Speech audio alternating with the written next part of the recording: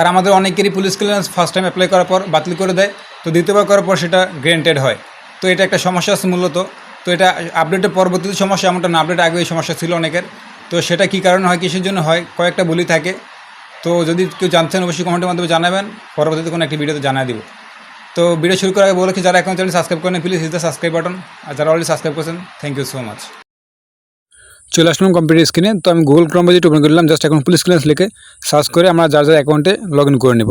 তো আমি আমার অ্যাকাউন্টে লগ ইন করলাম। তো লগ ইনের ক্ষেত্রে এই জায়গায় দেওয়া আছে মাই অ্যাকাউন্ট আর অ্যাপ্লাই। তো আমরা ফার্স্টে মাই অ্যাকাউন্টে ক্লিক করে আপনি আপনার অ্যাকাউন্টগুলো দেখে নিতে পারবেন, আর অ্যাপ্লাই ক্লিক করলে অ্যাপ্লাই করতে পারবেন। যেহেতু আমরা নতুন অ্যাপ্লাই করতে, তো সেই জন্য আমরা অ্যাপ্লাই ক্লিক করে গো এভারদানে ক্লিক করে আপনি কোন কান্ট্রিতে যাবেন। তো এইখানে কান্ট্রিটা সিলেক্ট করা ইম্পর্টেন্ট না, মানে এই না যে আপনি যে দেশে যাবেন ওই দেশটি একবারে এক্স্যাক্টলি সিলেক্ট করতে হবে।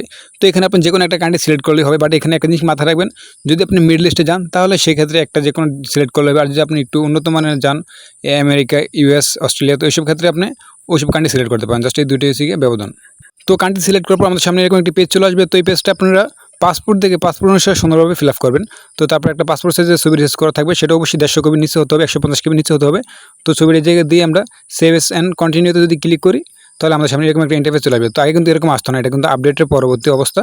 তো আমাদের কিন্তু শুধু এই ইন্টারফেসটা একটু চেঞ্জ হচ্ছে, আদার্স যেগুলো আছে সব ঠিক আছে, চালান ব্যাংগ্রাফ যা বলেন সব কিছু ঠিক আছে। জাস্ট এই ইন্টারফেসটা চেঞ্জ হয় না, বাট একটু ডিফিকাল্ট আর কি, মানে কিছু কিছু অপশন মনে হইতেছে অ্যাড করছে নতুন, এরকম লাগতেছে আমার কাছে। তো এই ক্ষেত্রে আমরা আমাদের পাসপোর্ট দেখে ডিস্ট্রিক্ট, উপজেলা, থানা, পোস্ট কোড সুন্দর করে বসিয়ে নেব। তো এটা বসিয়ে নিয়ে আমরা save S and continue click করবো। আর এখানে অবশ্যই বাই হ্যান্ড থাকবে আর এসপি অফিস থাকবে, এটা কোনো চেঞ্জ করার প্রয়োজন নেই।